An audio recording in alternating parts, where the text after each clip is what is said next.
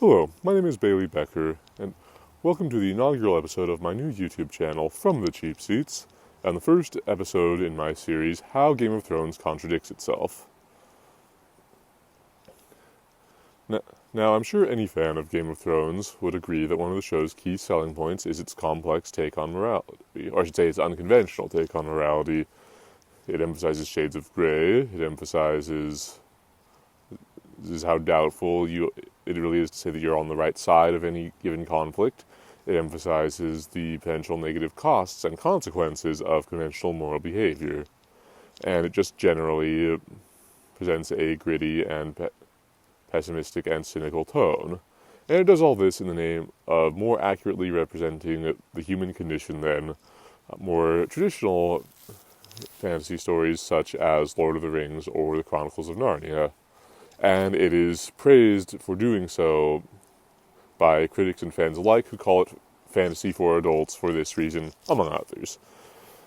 Well, I don't buy into this notion. I do not believe it more accurately represents the human condition simply because it's pessimistic. I don't accept that it really is more mature or artistic because it does that either, or because of the large amounts of sex and violence it includes. And I have a plethora of examples, having made a detailed study of both the TV series Game of Thrones and the books it's based on, George R. R. Martin's A Song of Ice and Fire. I have concluded that it does not bear this theme out, and I have a plethora of examples to illustrate that. I can show you how what it's showing us actually leads to the opposite conclusion from what it's telling us if you want to examine the facts and events objectively without letting your judgment be clouded by the ham-fisted delivery of the message.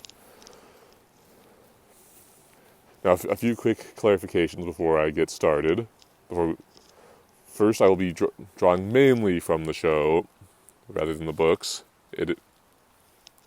The show, I became familiar with the show first. I imagine most people who've read the books have watched the show, but sorry again, people. But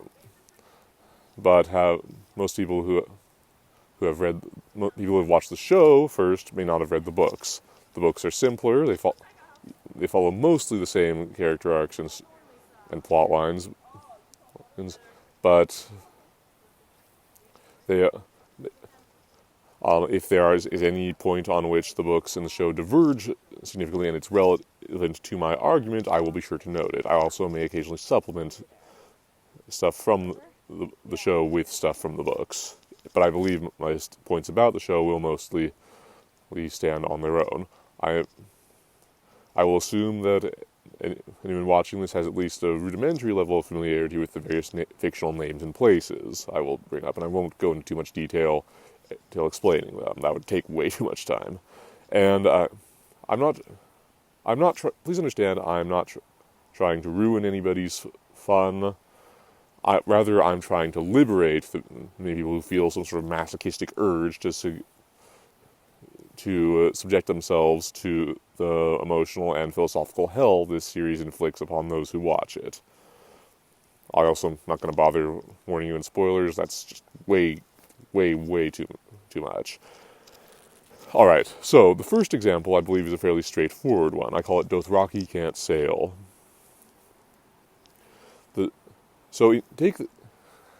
Now, in Season 1, Lord Ned Stark and King Robert Baratheon argue over whether to assassinate Daenerys Targaryen. Ned doesn't want to do it because even though she's the daughter of the Mad King Aerys, who they overthrew, she's just an innocent teenager who's never done anything to deserve death. Robert argues that it needs to be done because she's married to the chief of the Dothraki called Drogo, and she wants to take the throne back. And if she comes to Westeros with the Dothraki, she will. They can't fight those barbarians off, so they may murder one innocent, but they'll save millions of lives in the long run. Seems like a fairly open and shut utilitarian case, right? not so fast. It's not that simple. First of all, from the intelligence provided to them by the mole in Daenerys' camp, Ser Jorah Mormont, Robert and his small council should know that Drogo has no interest in invading Westeros. He resists doing so constantly, despite Daenerys' brother Viserys constantly badgering him to. So the threat is not imminent. The invasion could not happen any day. It would take something big to shock Drogo out of action, go into action. So there's no real compelling reason to commit this murder just to prevent something that's not even, that the guy who could do it doesn't want to do. Second, the actual attempt on Daenerys' life provoked Drogo to want to mount the invasion, and that's entirely predictable. Obviously, he's going to want to go to war with you if you kill his wife.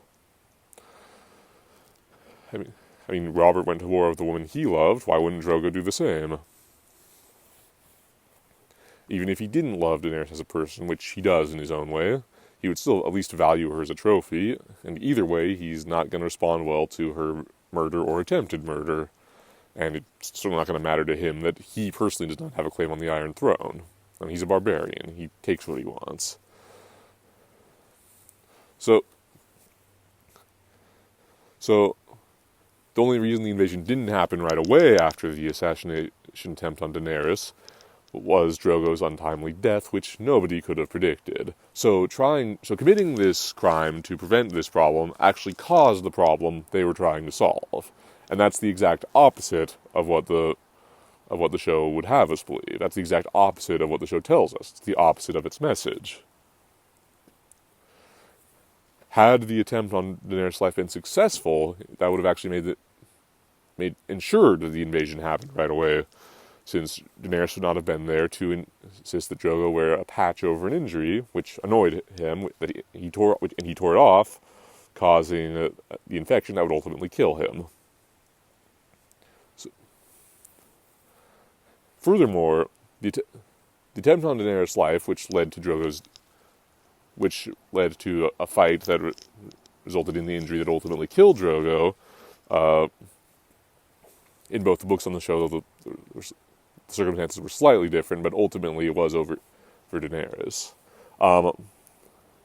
It led to Drogo's death, which led to his cremation, which led to the hatching of Daenerys' dragons, which led to Daenerys' personal rise to power, and her getting a much larger and stronger army. All the Dothraki, the Second Sons, the freed Associ slaves, the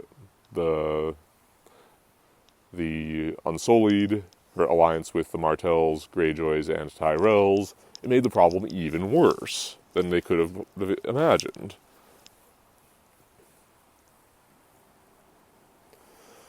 So again, this is the exact opposite of what the show is trying to convince us. Doing the wrong thing made things worse for the people doing it. Moral compromise had negative consequences. And finally, had the Dothraki invasion they feared actually took place when they feared it was going to, it's actually not the apocalyptic threat it was made out to be. After all, the Dothraki have to cross the narrow sea to get to Westeros from Essos. The Dothraki were essentially Mongols or Huns. Their language has 10 words for... Pardon me, another distraction. This is, again, public place. The Dothraki have 10 words for horse and 1 word for boat. No word for boat in their language. They are not sailors. There's much like the real-life Mongols who could never conquer Japan because their fleets kept getting wrecked before they got there. So now the Westerosi, even if they could perform the rudiments of sailing, and keep in mind, Daenerys Dothraki threw up the first time they were on a ship. Even if they could perform the rudiments of sailing, they would not be good at it by the time they got to near Westeros.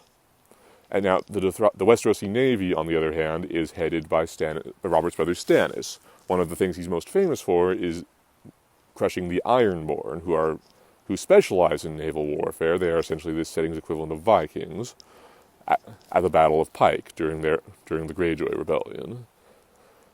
So if he could beat guys who specialize in naval warfare in their native element, this was a sea battle after all, then the Dothraki would be almost literal sitting ducks for him.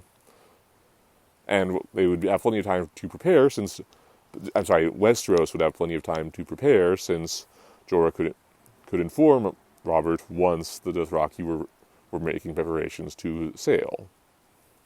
So there's really no compelling reason why they need to engage in an act of moral compromise. This problem does not require that. It's really just Robert trying to find an excuse to... it really looks more like Robert trying to find an excuse to air his personal grudge against House Targaryen. And that's entirely believable character-wise. That by itself is not bad writing, but it's, again, just a man letting his personal issues get in the way of sound governance and of moral behavior, and not the grand dramatic moral dilemma the show wants us to think it is. Ned, if you examine the facts objectively, Ned looks both humane and sensible. Alright, that's all for now. Thank you for watching. If you liked what you saw here, please subscribe, favorite the video, share it. Let me know in the comments. If there's anything you think could be improved, also let me know. If there's anything you particularly liked and would like to see more of, let me know. If there's any aspect of the show or the books you'd like me to examine, please let me know. I may already be planning to examine it. I have a lot of material prepared, but I can always use ideas. Alright, thank you for watching. Have a good day.